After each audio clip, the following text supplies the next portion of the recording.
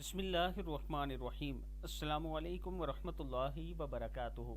صبح کے وقت یہ کلمات پڑھیں۔ جو شخص ان کلمات کو پڑھے گا اور صبح کے وقت پڑھے گا سارا دن گناہوں سے دور رہے گا۔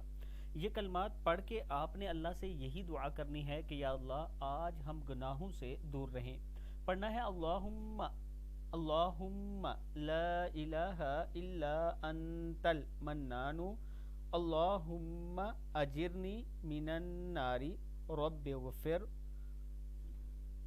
وارحم وانت خیر الراحمین یا حی یا قیوم برحمتک استغیث انی مسنی الضر وانت ارحم الراحمین لا الہ الا انت سبحانک انی کنت من الظالمین انک انت التواب الرحیم ربی یسر ولا تعسر ربی یسر ولا تعسر۔